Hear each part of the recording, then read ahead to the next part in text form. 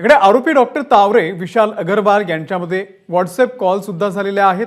संशय येऊ नये म्हणून व्हॉट्सअप कॉलवरून त्यांचं बोलणं झालेलं होतं। दोघांचं संभाषण झाल्याचे सीडीआर मधून आता समोर आलेलं आहे। डॉक्टर अजय तावरे आणि विशाल अग्रवाल यांनी व्हॉट्सअपवरून व्हिडिओ कॉलच्या माध्यमातून हे संभाषण केलेलं आहे।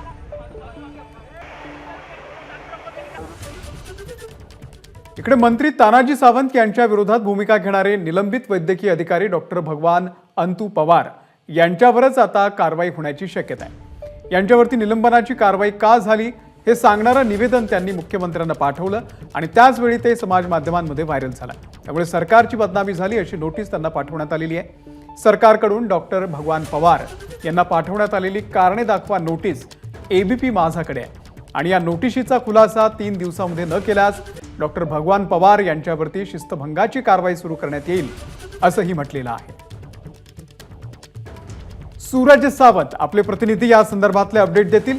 सूरज, तानाजी सावंत यांच्यावरती 24 मे रोजी निलंबित डॉक्टर पवार यांनी गंभीर आरोप केल्याचं पाहायला मिळालं होतं। मात्र याच दिवशी हे सर्व जे मुख्यमंत्र्यांना लिहिलेलं पत्र होतं ते समाज माध्यमांवरती व्हायरल झालं होतं आणि महत्त्वाची यामध्ये बाब म्हणजे हेच पत्र अनेक प्रशासकीय विभागात दिल्याची माहिती ही देखील त्या पत्राद्वारे पवार यांनी दिली होती। मात्र 24 तारीख होती शुक्रवार, 25 आणि 26 या दोन्ही रोजी साप्ताहिक सुट्टी म्हणजे शनिवार रविवार होता। त्यामुळे ते पत्र आरोग्य विभाग किंवा संबंधित विभागाला मिळालेलं नव्हतं आणि त्यापूर्वीच ते प्रसार माध्यमांमध्ये आल्यामुळे या ठिकाणी शासनाची मोठी बदनामी झाल्याचं त्या नोटिसीत म्हटलेलं आहे आणि याच नोटिसीद्वारे आता पवार यांना 3 दिवसात आपलं उत्तर दाखल करण्यास सांगितलेलं आहे। जर का या 3 दिवसात उत्तर दाखल न झाल्यास त्यांच्यावर देखील शिस्तभंगाची कारवाई ही केली जाण्याची सांगण्यात आलेलं आहे। त्यामुळे एकूणच या संपूर्ण प्रकरणात कुठेतरी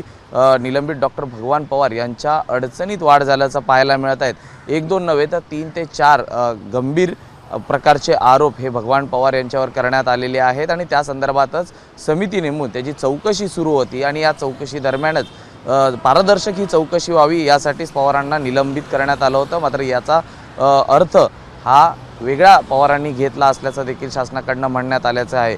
या संदर्भातले सर्व पुरावे हे एबीपी माझाकडे आहेत आणि या संदर्भात आता नेमकं शासन काय भूमिका घेतं हे पाहणं महत्त्वाचं राहील। निश्चित अपडेट या संदर्भातले घेत राहू सूरज। तुर्तास धन्यवाद या संपूर्ण माहितीबद्दल। एबीपी माझा, उघडा डोळे बघा नीट।